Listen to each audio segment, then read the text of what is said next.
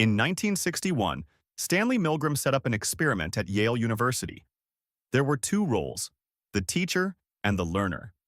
The teacher had to give an electric shock to the learner every time the learner made a mistake. The learner was not really getting shocked. The screams were pre-recorded.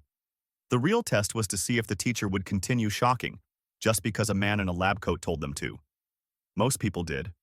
65% of the participants went all the way to the highest voltage, 450 volts. Even when the learner screamed, begged, or fell silent, the teachers kept going when ordered. Milgram showed that ordinary people are willing to hurt others if an authority figure tells them to. In 1971, psychologist Philip Zimardo turned the basement of Stanford University into a mock prison. 24 healthy male college students were split randomly, guards and prisoners. Within hours, the guards started acting brutal. They screamed, insulted, made prisoners do push-ups, even stripped them naked. By day 2, some prisoners were already having emotional breakdowns. And Zimardo? He let it happen. The experiment was supposed to last 2 weeks. It was shut down on day 6.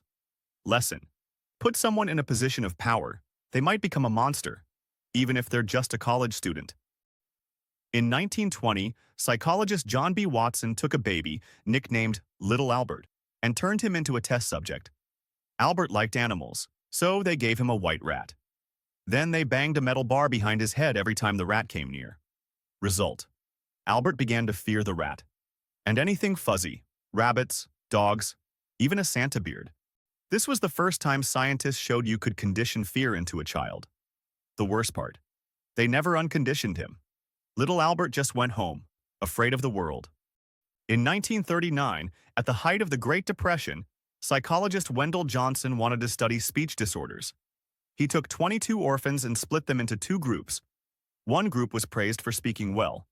The other, they were constantly told they were stuttering, even if they weren't.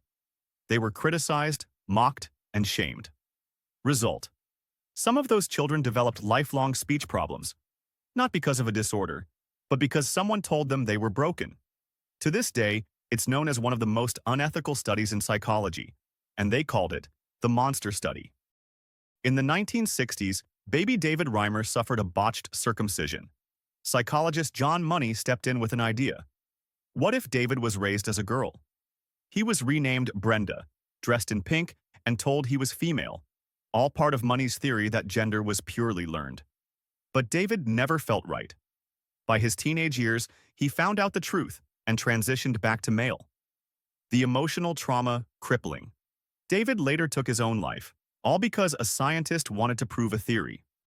In 1954, a psychologist named Muzafer Sharif did an experiment at a summer camp called Robber's Cave. He brought 22 boys and split them into 2 groups. Each group didn't know the other existed. They did fun activities and built strong team bonds. Then Sharif introduced the groups to each other and set up competitions.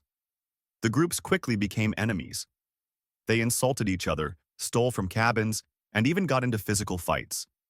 Later, Sharif tried to bring peace by giving them problems to solve together, like fixing a broken water supply. The boys started cooperating again.